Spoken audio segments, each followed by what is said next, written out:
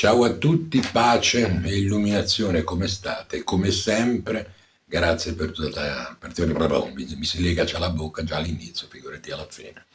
Come sempre dicevo, o stavo cercando di dire, grazie per tutta l'attenzione che date a queste mie guide, anche per tutte le vostre condivisioni, che so che sono tante. Oggi volevo con voi, con te, fare quattro chiacchiere. Ma per fare queste quattro chiacchiere volevo parlarti di un piccolo frammento di un gosho molto conosciuto. Il gosho è offrire preghiere al mandala della legge mistica, un titolo molto, molto creativo della Soka Gakkai. E queste righe qua sono 8 righe, di conseguenza penso che tu abbia il tempo di ascoltare 8 righe. Partiamo subito col botto. Il Gosho dice: il Buddha Shakyamuni, signore degli insegnamenti, convocò il Buddha a molti tesori e tutte le emanazioni dei Buddha delle 10 direzioni. Ecco, già qua noi vediamo che Nichiren si vede che si sbaglia, perché non parla del Signore degli insegnamenti, che per Nichiren non è se stesso, perché insomma la maggior parte di voi pensa che Nichiren sia il Buddha originale, ma Nichiren non la pensava così, perché per Nichiren il Signore degli insegnamenti era il Buddha Shakyamuni. Quindi già qui attenzione, perché già vediamo una scollatura tra ciò che viene detto, cioè tra ciò che viene insegnato e quello che Nichiren ha detto. Ma andiamo avanti, no? Lasciò un elisir per le persone dell'ultimo giorno della legge. Qual è questo elisir? Attenzione, i cinque caratteri di Myoho Renge-kyo. E qui noi riscontriamo un grande probabilmente difetto del Buddha stesso, Buddha Shakyamuni, no? Che si è dimenticato di dare 2 ideogrammi che sono importantissimi. Si vede che è un Buddha smemorato, e questi 2 ideogrammi sono il Namu o Nam. Circola la voce che, attenzione bene, se tu dici Nam fai un errore dottrinale, no? E tutti dietro, come i topolini del pifferaio magico, a sti personaggi qua. Ma per il Buddha e per Nichiren gli ideogrammi importanti, quelli veri, quelli che contano, quelli che compongono il Daimoku, cioè quelli che fanno sì che il Daimoku non sia una frase come tante altre, ma sia questo file exe che dentro racchiude tanti altri file, sono 5, e questi sono Myoho Renge-kyo. Quindi, secondo insegnamento che vediamo in 8 righe, seconda confutazione in 8 righe, vediamo che questa cosa qui del Nam e Namu, per Nichiren è importante dire Myoho Renge-kyo, cioè il Buddha ha dato Myoho Renge-kyo, o il Buddha era uno smemorato e si è dimenticato gli altri 2 ideogrammi, oppure è una barzelletta che circola ad hoc, da portata avanti da comici, non da persone di fede o buddisti. Myoho Renge-kyo, e questo, cioè, lo dice qua, ma lo ripete in 150.000 Gosho, no? Anche nel Kanji no Hondonsho dice: coloro che custodiranno i 5 caratteri di Myoho Renge-kyo avranno i benefici, otterranno i benefici. Quindi anche lì vuol dire che non conoscono nemmeno il centro dei trattati di Nichiren. Vedi, a me dispiace, ma anzi no, fammi essere sincero, non mi dispiace dirle certe cose, no? Perché? Perché ci sono persone che su queste dottrine qua, su queste false dottrine qua, stanno portando avanti, stanno mantenendo siti, canali YouTube, paginette Facebook, templi e via discorrendo. Sono barzellette. Per Nichiren le cose sono totalmente diverse. Andiamo avanti comunque. Non affidò tale frase a Bodhisattva come saggezza del Dharma, foresta di meriti, Vajrasatta, virtù universale, Mangiustri, re della medicina o percettore dei suoni del mondo, e tantomeno a Mahakashapa o a Shariputra o altri discepoli dei due veicoli. Anche qui noi vediamo una cosa strana, una cosa tipicamente soca. E qual è? La traduzione dei nomi. Potrei dire, ma è un bene perché così ci fa capire il significato, no, di quei nomi. Allora, vediamo se è davvero così.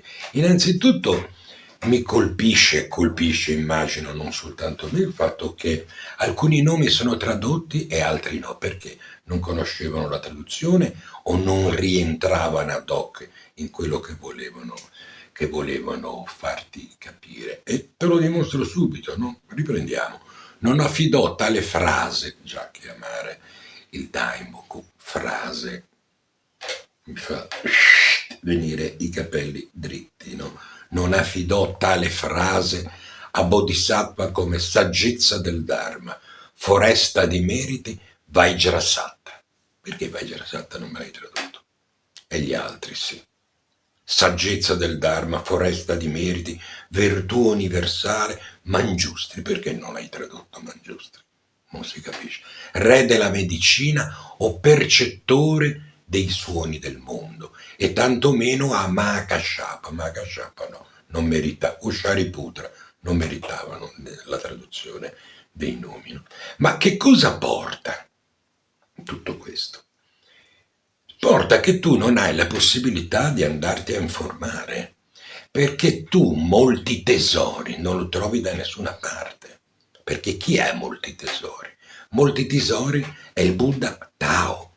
Il Buddha Tao, che te ne potrai anche fregare, ma è fondamentale nella proclamazione del Sutra del Loto, perché rappresenta la verità oggettiva, l'oggettività di ciò che sta dicendo, di ciò che sta proclamando il Buddha, quindi non è una cosa di poco conto. No? Se lo chiami molti tesori, la gente dove lo va a pigliare? Il Buddha Tao, sente parlare del Buddha Tao e non sa di che cosa sia. Tu magari gli parli, no, del Bodhisattva Jogyo, sai la polemica, Nichiren, Buddha originale o rincarnazione del Bodhisattva Jogyo. Ma dove lo trovi tu Bodhisattva Jogyo? Da nessuna parte, perché è stato tradotto, udite, pratiche superiori, che come traduzione del nome va quasi bene, ma il fatto di tradurre i nomi è una barzelletta. Ti faccio un esempio. Come mi chiamo io? Massimo, giusto? Non mi chiamo il più grande, il più grosso, il superiore. No, non mi posso firmare il più grande, hai capito? Cioè i nomi non vanno tradotti. Come fai a avere l'idea di tradurre i nomi, poi specie i nomi sanscriti? Il percettore dei suoni del mondo, chi è? Se tu leggi percettore dei suoni del mondo e lo googoli, no? Ti vengono fuori tutti i Gosho della Gakkai, perché soltanto la Gakkai può tradurre i nomi in questo modo qua. No?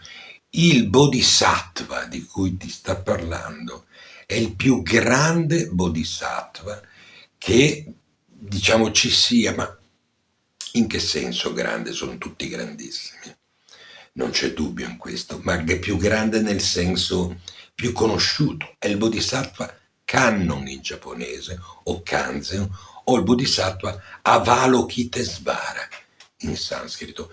E la traduzione, se vuoi proprio tradurre il nome, il suo nome, è più o meno, suona più o meno colui che ascolta le grida del mondo, perché questo richiama ciò che il capitolo, il 25esimo capitolo del Sutra del Loto, ti dice. Quindi percettore dei suoni del mondo. Capisci che tu puoi tradurre a questo punto i nomi come vuoi. Basta che ci metti qualcosa che assomigli al significato di quello che dicono. Ma la cosa che davvero fa crollare e fa diventare il tutto una barzelletta è che queste traduzioni qua non sono, mettiamola così, religiosamente consultabili. Perché? Perché tu non trovi il Buddha molti tesori, tu non trovi il Bodhisattva percettori dei suoni del mondo, trovi il Buddha Tao e il Buddha Kannon o il Buddha Avalokitesvara, non trovi ad esempio perché è importante trovarle, andarle a prendere perché tra cui pratiche superiori che erano discepoli del Buddha Tao, il Buddha della medicina, qua viene chiamato il Buddha della medicina, il Buddha Yaku, cioè non, come fai a seguire attraverso il nome la loro storia e il loro significato? Ti perdi. E perché ti perdi? Perché invece di aiutarmi mi fai perdere? E questo te la lascio a te. Vediamo se la capisci te. Perché vedi, io ho fatto questo video qua perché in realtà volevo scusarmi. Ma perché? Perché alla fine di ogni video dico sempre: ragazzi, vi raccomando, ascoltate quello che dico, poi andate a informarvi. Ma nella realtà, come mi è stato fatto notare anche ultimamente da persone che hanno ascoltato questo mio consiglio, mi hanno chiesto: ma dov'è che mi posso informare? Perché tutto ciò che trovo in rete ne deriva dalla soca ed è tutto così. A parte che, attenzione, come ho risposto all'amico che mi ha fatto notare questo, anche se è una traduzione soca, non è detto che sia una traduzione soca uguale per tutti i paesi, perché ad esempio c'è delle traduzioni della Soka Gakkai americana che sono diverse da quelle della Soka Gakkai italiana. No? Io ovviamente non sono qui per raccontarti delle barzellette, non mi interessa. Se vuoi, proprio ti porto tutte le prove di quello che dico. Ma lo puoi fare anche te, senza che te le porti io. Tu ti prendi il titolo giapponese. Perché il titolo giapponese? Perché anche lì il titolo del Gosho hanno titoli veramente creativi, no? Poi niente, c'è la pubblicazione dei libretti che ha un titolo, questa pubblicazione qua ne ha un altro, questo libro qua che non ti consiglio, perdonami, ma voglio dire, cosa vuoi che ti dica? E quindi già trovare il Gosho, già, tu ti prendi il titolo originale in giapponese e nella biblioteca di Nichiren, che è sul sito della Soka Gakkai, perché quello che ti sto leggendo non sono mie traduzioni o traduzioni di altri, no? Io ti sto leggendo proprio le traduzioni dei Gosho della Soka Gakkai e te lo googoli, te lo vai a vedere, tanto ora come ora le traduzioni, insomma, te le fai anche tu, basta che le fai fare da DeepL, le fai fare da Google Translator, le fai fare da ChatGPT, come si chiama, cioè, ormai sono fruibili, da tutti o a tutti, non so come si dice, quindi il non conoscere e non saperle è una colpa, perché vuol dire che non te ne frega niente, perché vuol dire che se ti interessava o ti interessasse quello che stai facendo, ti saresti informato. No? E vedi un attimino, vedi anche tu, se le traduzioni corrispondono. Ovviamente non ti sto parlando di parola per parola, ma il senso, perché tu troverai che mancano anche dei pezzi, ma comunque siano. Poi l'altra cosa bella che ti volevo dire è: a chi lo affida il Buddha Shakyamuni, il Daimoku? Qua dice a pratiche superiori. Pratiche superiori il Bodhisattva Jogyo.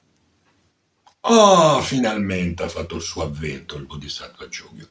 Questo è il motivo per cui Nichiren si riteneva la reincarnazione del Bodhisattva Jogyo.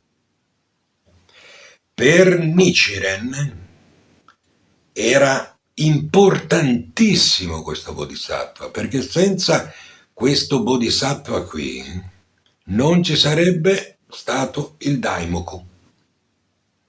Quindi ecco il punto dove tu puoi capire, se vuoi capirlo, se non vuoi no, ma se vuoi capire l'importanza del Bodhisattva, perché vedi anche questa cosa qua di dire Buddha, Bodhisattva, non c'è grossa differenza, hai capito? Non ce n'è proprio grossa differenza.